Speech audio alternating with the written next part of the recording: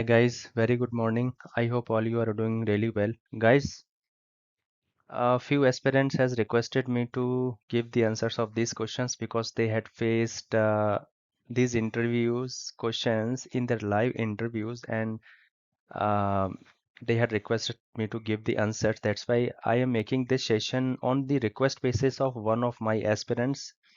I will not tell his name, but he is really working hard and so as per his request, I thought I have to give the answer. That's why this session for you all, but especially for those candidates, that candidate I think, who has requested the answers. So without time wasting, let's start. This is the first question he had faced during interview that what do you understand from the management of risk or risk management? So, risk is the negative consequences of any likelihood. Whatever we took actions, the negative output is our risk, which may impact our goals and objectives. Means, guys, whatever we took the actions, there must be a result, right? So, if that result is the negative one, that is our risk because generally we calculate the negativity of our result because on the basis of negativity there is something gap, there is some controls needs to be implement. So we have to mitigate that particular gap, right? That particular gap is called vulnerabilities, and vulnerabilities and risk are very, very relates between each other. So, guys, what is risk? Risk is the negative consequences of any likelihood. Guys, here consequences means the result, right? And likelihood means our actions, which we are liking to take actions. So risk is the negative consequences of any likelihood we take. Whatever we took the actions, the negative output is our risk, which may impact our goals and objectives, right? So risk management is a strategic planning to solve the organizational gap by applying below processes. That means there are four phases of risk management. Point number one is RI, that is risk identification. Second one is RA, that is risk assessment. Third is risk mitigation called as RMI, and last is risk monitoring, that is RMO. So guys, these are the four phases of the risk. Risk identification means what is the level of risk in our organization, right? We have to identify the risk. Now, what are the ways to identify the risk? This is the main question. So there are many ways to identify the risk. For example, from we have many tools like Nessus, VAPT, Nmap, Kali, Linux. So there are n numbers of tools, and all apart from this, there are certain policies or matrices belongs to the organization, mostly in the banking and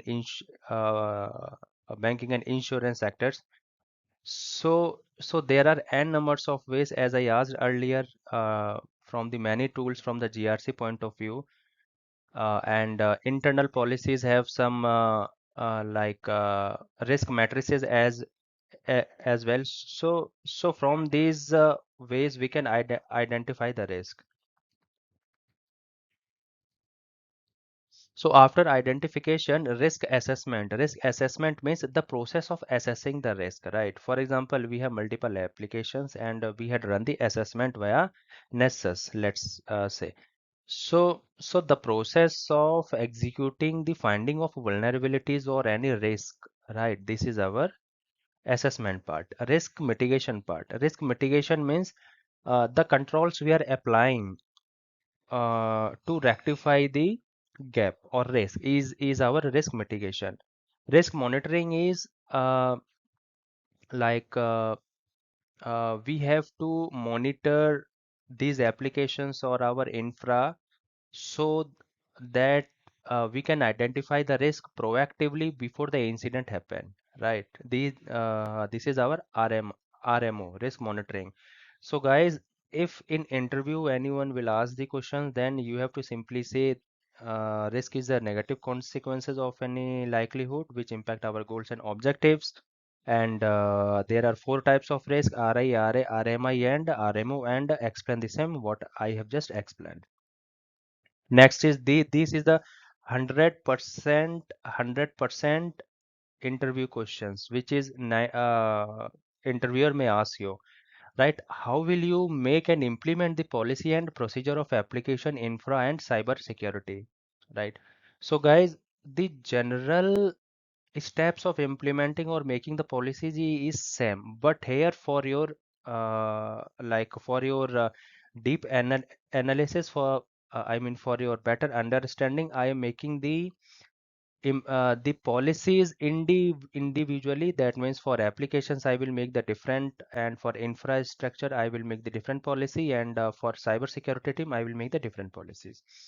So for applications, how will you make the policies? So first we have to think before making the policy. First let us know that what is the existing policy in the infra is running, right? Because we don't know the existing policy and we directly implementing the policy, that means interviewers thinks that you are null in your in this particular policies making part. So before implementing the new one, let's review the existing policy, existing standard operating procedures, so that we can identify that what is the exact gap here, for which we require the new implementation phase, right? So point number one is review the existing policy of applications part. Point number B is compare the existing and proposed policies and identify the risk. After comparing between existing one and new one, in what field we have to identify the risk? We have to identify the risk in terms of people, process and technology. People means resources point of view. Process means that what are the standards process frameworks they are facing, right? And the third is technology. That means what is the latest application softwares, whatever be the they are using, right? Ideally, we generally use the n-1. N is the latest one. That means one version below the latest one. So point number B happen. Now, point number C is if if deployment of application, right? Uh, Not deployment, guys. It's a development. If development of application organization has outsourced, then there are few things we have to include in the policy. That is ensure the NDA. Then NDA is our non-disclosure agreement. That means those resources who are working on that application or software must be signed NDA, right? In this non-disclosure agreement, that what is the internal code, right, and whatever are the confidential developing points we used in the application, the working associates should not leak that data externally outside organization. And many more points are included in the NDA document. There are around 7-8 pages depending upon organization to organization strength. Generally there are 7 to 8 points, right, which included in the NDA. Second is a vendor associates BGC. BGC means background check. That whoever Sorry, that means whoever are the associates working on that applications part, their background check. Background check means the genuinity of the expertise. We have to check their roles and responsibilities. That means are the associates are going to work on that applications, are they relevant to that particular development or not, right? Is the experience is fake or not? So such kind of things check under the background check. And their access means vendors access on our applications, right? Like privileged access, like their asset management. Asset means uh, the laptop provided by the organization, or the vendor is using their own asset for the development. So such things should be included in the policies if you are making the application related policies, right? Next is the the development of application has been done, guys. Check whether the vendor has followed the standard process like SDLC, incident management. Testing is standard like black box testing, white box testing, and gray box testing. Removal of their access, asset returning policies, and they should follow the NDA processes or not. So these are the certain things should be included in the policy document if if application is developed by outsourced vendors. Here is a term used, guys, SDLC. SDLC is software development life cycle. This is itself a very big chapter. I will make the separate video for the same. This is also very important question asked in the interviewers. Surely I will make the different videos on this SDLC. So there is a life cycle of every software or applications. Apart from this incident management process, testing standard like black box, white box, and a gray box. What is black box? What is uh, white? What is this one gray box? I had already make the video. Request you to go to my previous videos and saw that. If you find any kind of issues, then I will surely I mean you can uh, make your comment in the comment box, guys. Apart from this, removal of access means once software has been developed, removal of access to be done, and asset returning to the organization, and they should follow the NDA processes as I explained you earlier. Point number E. E is deploy or upgrade the application in infra, followed by the CM. CM is our change management process, and risk factor as associated like compatibility with neighboring devices and cascading effect. Right, cascading effect means, guys, if we upgrade any application or software, then there might be some issues with the other devices as well, right? That is called cascading effect. Uh, Next point is F. Internal application policy should be there in case of any major incident happened, like application like call tree process. Guys, there is a very important topic come here, that is call tree process, right? I will also make the separate video. For the time being, kindly understand that call tree is the escalation process for major incidents. Major means if our most of the revenue related applications gone down, then in such scenarios we have to follow the call tree process. Call tree is a kind of escalation, as I said earlier. That means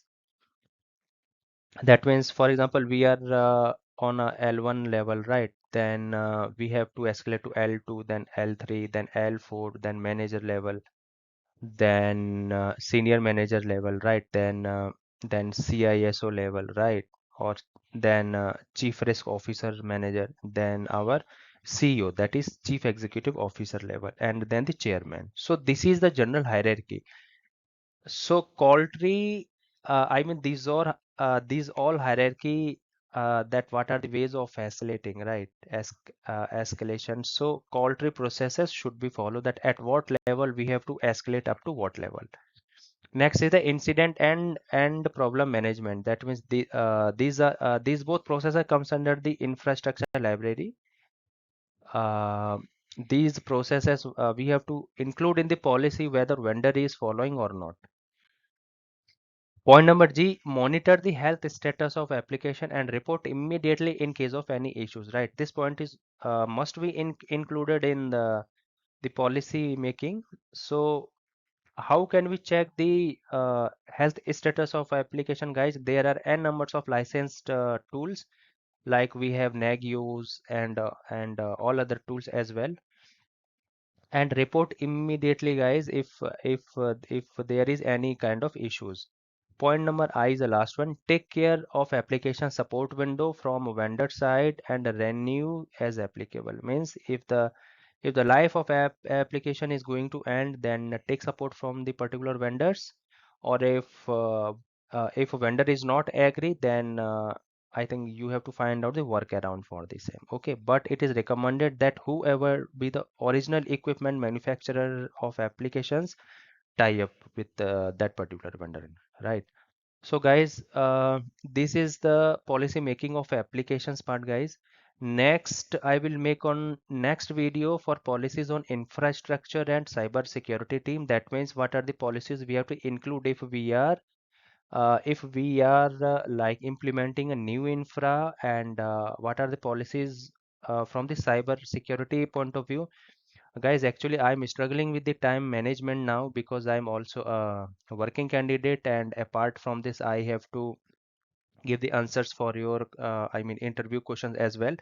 So, guys, I'm so sorry for the same, but definitely I will make uh, the policy making on infra and cyber security as well very, very soon. So, guys, this is the end of the session. How you likes these videos, requested videos, I can say, from an aspirant. Actually, one of the aspirants has requested to give the answers of this said because he really faced in his interviews live. So I thought I have to make the same, guys. If these kind of videos, guys, you really like, then kindly subscribe and hit the bell icon, and don't forget to I mean, share one, and don't forget to comment as well. Thank you so much.